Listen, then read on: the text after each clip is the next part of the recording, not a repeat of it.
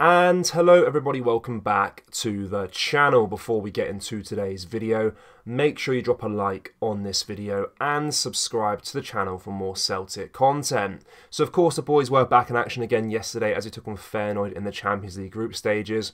We got a positive result, a 2-1 victory in that game, but of course a win in that match didn't result in us climbing the table at all, and of course we were eliminated from European football beyond Christmas after the last result in the Champions League group stage against Lazio. Despite this, we still got the win, which is always cool. It's not completely pointless because in the Champions League, when you get a result such as a draw or a win, you do get some prize money for that. So Celtic would have bagged around £2 million for that result yesterday, which of course is a bonus in what has been a very disappointing European campaign for the boys. Now, I won't go into too much detail about the overall match, like a match review or anything like that, just due to it kind of being an unimportant game for us. With no real effect on our European aspirations beyond Christmas. But there is one player I want to discuss with regards to that match, and that being young boy Mitchell Frame after his debut performance in that game. So Frame is a product of Celtic's youth academy, and he was introduced as a substitute in a bold move by Brendan Rodgers, reflecting the manager's confidence in the club's emerging talent. Rodgers obviously is known for his key eye for nurturing young talent, which was highlighted in Frame's contributions to the team, particularly under the high pressure environment of European football. He has done very well for the B team, Rodgers remarked, acknowledging the progress the youngster has made in the development squad. The Celtic manager was quick to temper expectations while still recognising Frame's potential. He's got a long way to go, Rodgers cautioned, a reminder that despite the successful debut, Frame's journey to top-flight football is just at the beginning. Such words from Rodgers underscore the need for patience and continuous growth. However, Rodgers' tone shifted to one of optimism as he commented on Frame's immediate impact in the match. He's positive and he set up the corner for the goal at the end, said Rodgers, a nod to Frame's contributions to a crucial moment in the game. Obviously, Rodgers' comments on Frame's debut are not just the words of encouragement for the young player, but also signal Celtic's welcome move to integrate academy products into the first team. In recent times, this pathway has been under scrutiny, with the club facing challenges in successfully transitioning academy players to regular first-team roles. Frame's performance, bolstered by Rodgers' praise, could be indicative of a positive shift in this trend. It was very cool to see Frame come on that pitch. I said in the build-up to the match, or kind of a few weeks ago when we knew that we were out of the Champions League, that this game would kind of prove a good opportunity for young players that are registered in the Champions League squad to maybe make an appearance in that game. And of course, that was seen yesterday with Mitchell Frame making his debut for the club. So, of course, not to get our expectations too high on him, he looked very, very good in that performance. But we have to be patient with young players like that, and hopefully they can make some more appearances here and there throughout the season, and hopefully that is the case with Mitchell Frame in particular, because I thought he looked very, very good. And it's cool to see that Rodgers is kind of protecting him a little bit as well, what he's saying, just to be patient and stuff like that, kind of reminding fans of his young age, and he needs that time to grow into the team. But nonetheless, it was cool to see him start to play the game, come on as a substitute, in what was a positive result in the end for the boys. Now, obviously, moving on to the January transfer window, we have a lot of moving parts probably going to happen in this transfer window. We've been pretty critical about our summer business, of course, with the players that came through not being the quality that Celtic fans would have hoped for, that Brendan Rodgers would have hoped for, and that was kind of reflected on that poor European campaign.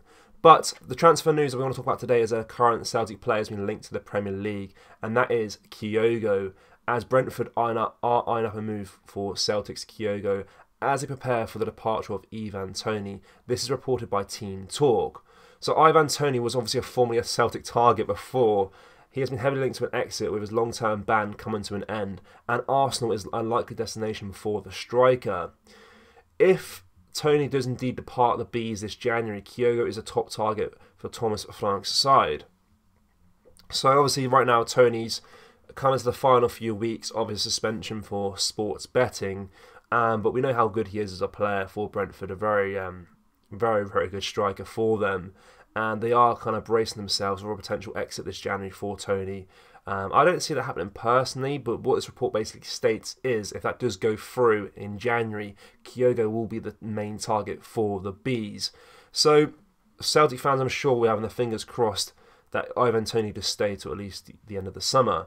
Of course, Kyogo has 62 goals since arriving in Glasgow, and has been widely considered as the best since Larson, but hasn't been able to hit top form under Brendan Rodgers so far. So After the last result to Kilmarnock, I was kind of critical to a few players on the pitch. One of them was Kyogo.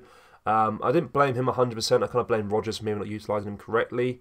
But it's pretty clear to see that Kyogo has not been at his best this season, from what we're used to for the last 2 seasons he's been at the club.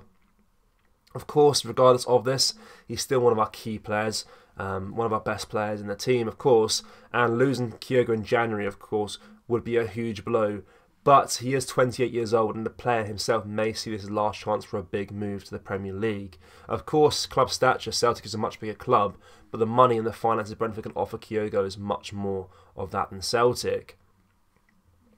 Celtic, of course, are in a great position. He has just signed a new long-term contract, so can expect to make a fair amount of profit on the 2021 £4.5 million signing. So, of course, I think if Jota's going for 25 mil, I think Kyogo probably go for around the same, if not more, maybe around the £30 million mark. But this is the key thing when it comes to Celtic selling players. Money doesn't mean anything. I'm not one of those fans that likes to see players leave, but we got £30 million for him. That does not mean anything to us as fans. We need the key players in the team, of course, especially when the side doesn't really reinvest the money they get from players. So keep an eye out for Ivan Toney's movements in the January transfer window, because if he does depart Brentford, maybe to Arsenal, Kyogo could be their top target to replace him this January. I do think they'll have to pay a hefty fee for him. As you mentioned, a lot of Celtic fans regard him as the best striker at the club since Henrik Larsson, which is a big statement to make. Not been at his best this season, but of course he's still a great player for us. I guess the one shining light on this situation is that Brentford are keen to retain their striker and are looking to offer him a new deal at some point. So Brentford's main priority is to sign Toney down to a new long-term deal. But if they can't manage to do that and he does depart the club, Kyogo then would be the second choice option, or the first choice option for his replacement. But yeah, keep an eye out with regards to Toney with his movements this January. Of course, it'll be a big fee if Kyogo does leave due to him signing a new contract recently. So we are in a good position for negotiating fees and terms and stuff like that. But of course, I'd rather see Kyogo stay at the club until at least summer, where we can maybe reevaluate our situation with him and stuff like that. But let me know what you make of that news down in the comment section below. Let me know what you make of Mitchell Frame's debut in the Champions League. Do you think he's got a bright future ahead of him at Celtic? And yeah, that does bring us to the end of today's video, guys.